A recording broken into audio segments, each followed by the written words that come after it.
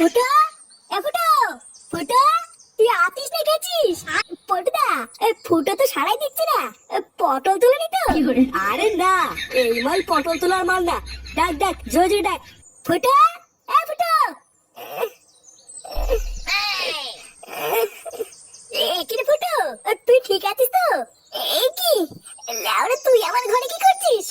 আগে ভালো করে চারিপাশে তাকিয়ে দেখ, তুই কোথায় শুয়ে আছিস। এই কি রে, আমি রাস্তায় কি করছি? সেটা তো আমারও প্রশ্ন, তুই রাস্তায় শুয়ে আছিস কেন?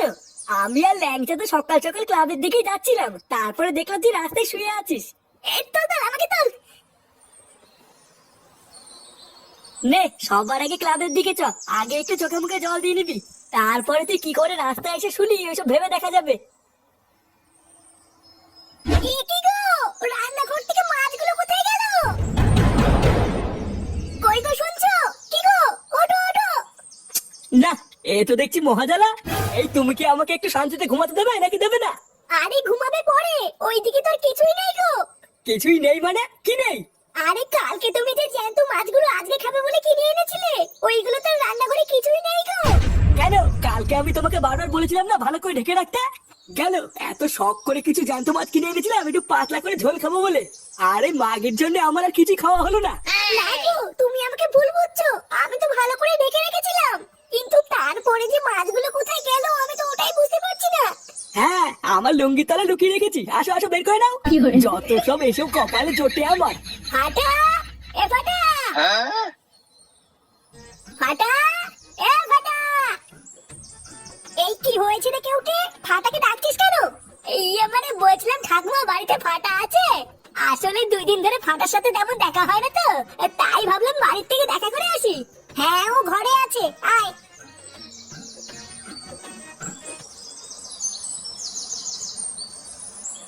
কি রে ফাটা, ঘরে তো অন্ধকার করে রেখেছিস কেন? 2 দিন হয়ে গেল তুই আমার সাথে দেখাও করিস না, তোর কি মন টন খারাপ নাকি রে? কি রে ফাটা, চুপ করে বসে আছিস কেন? ফাটা, আমাকে কিন্তু ভয় দেখাবি না। কি হলো, ব্যাপারটা তো ঠিক বুঝতে পারছি না।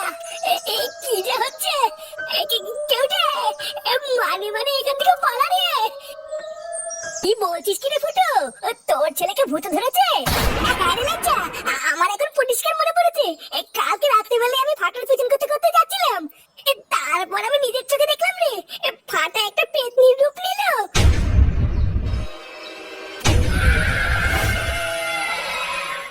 বলতো না, এইসব ফুটো কি বলছি গো? আরে না, বাদ দে তো ফুটোর কথা, এই মালটা পাকা ঢক মারছে। ভালো করে খবর নিয়ে দেখ গিয়ে, কাল রাত্রেবেলায় মালমুলকে রাতে পড়েছিল। কি বলছিস, আমি মালমুলকে রাতে পড়েছিলাম? বাড়া, তোরা আমাকে বিশ্বাস করছিস না তাই তো? তোরা তোদের বন্ধুকে বিশ্বাস করছিস না? আচ্ছা যা, ধরে নে আমি তোকে বিশ্বাস করলাম, তোর ছেলেকে ভূত ধরেছে তাই তো? হ্যাঁ, তা নয় তো কি, আমি তোদেরকে মিথ্যা বলছি নাকি? ভালো করে ভেবে নে, পরে কথা ঘুরালে কিন্তু কপালে কষ্ট আছে। হ্যাঁ রে ফুটো, মিথ্যা বলছিস না তো? বাড়া, আমি যদি মিথ্যা বলে থাকি, ভগবান করে যদি আমার বানতে খসে পড়ে যায়। দাঁড়া, ফুটো মিথ্যা বলছে না সত্যি বলছে সেটা একটা জায়গায় গেলেই প্রমাণ হয়ে যাবে। কোথায় গো পল্টুদা? গ্রামের নিতাই পণ্ডিতের কাছে গেলেই সব বেরিয়ে যাবে, কোনটা সত্যি আর কোনটা মিথ্যা। হ্যাঁ হ্যাঁ, তাই চল তাই চল।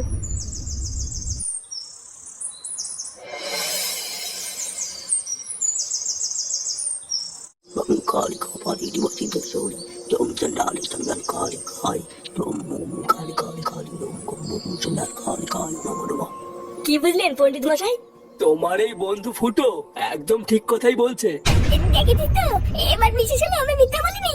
ভরা অমাবস্যার সন্ধ্যায় তোমার ছেলের মাছ ধরতে যাওয়া একদম ঠিক হয়নি। ওই মাছ ধরে বাড়ি ফেরার পথেই তোমার ছেলেকে মেচো ভূতে ধরেছে। একদম ঠিকই বলেছেন, কাল রাত্রেবেলা আমি নিজের চোখে দেখেছি। ওই মেচো ভূত তোমার ছেলের কাছে মাছ চেয়েছিল, কিন্তু তোমার ছেলে দেয়নি। সেই রাগে রাগেই ও তোমার ছেলের ঘাড়ে উঠে বসে আছে।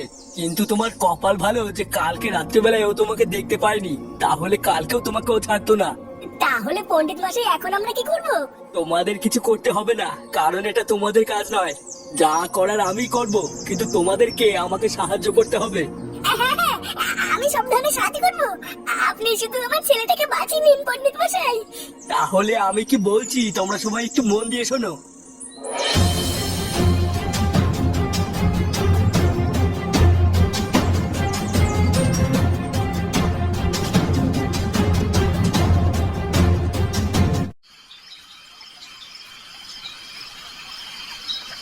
গিন্নি, কই গো গিন্নি? আরে রাত হয়েছে তো খেতে দাও। সেই সন্ধ্যা থেকে সিরিয়াল দেখা শুরু করে আর এত রাত হয়ে গেছে এখনো কেউ যে খায়নি সেদিকে কি হুঁশ আছে? আরেকটু দাঁড়াও। এ ফাটা, খেয়ে যা। এই ছেলেটাও হয়েছে আর একজন, কালকে থেকে যে কি হয়েছে ঘর থেকে বেরোচ্ছে না। এই কি রে? এটা কে? গিন্নি, গিন্নি তাড়াতাড়ি এসো।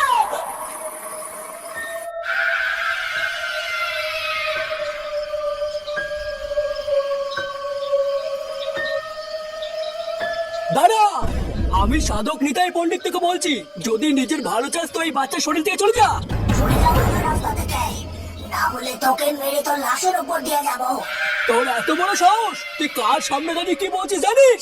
আমি তোকে শেষবারের জন্য বলছি, এই বাচ্চার শরীর থেকে তুই চলে যা, না হলে এই ফল ভালো হবে না। তুই আমার কিচ্ছু করতে পারবি না, কিচ্ছু না। এবার তুই দেখ আমি কি করি।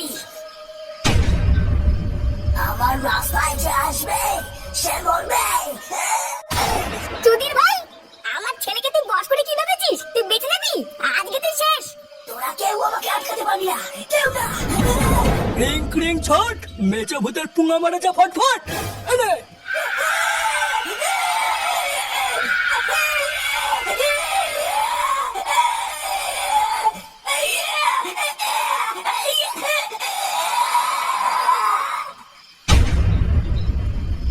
নাও ফুটো, ওই মেচো ভূত তোমার ছেলের শরীর থেকে চলে গেছে, আরো কোনোদিন তোমার ছেলের ধারে কাছেও আসবে না। তুমি আর কোনো চিন্তাই করো না।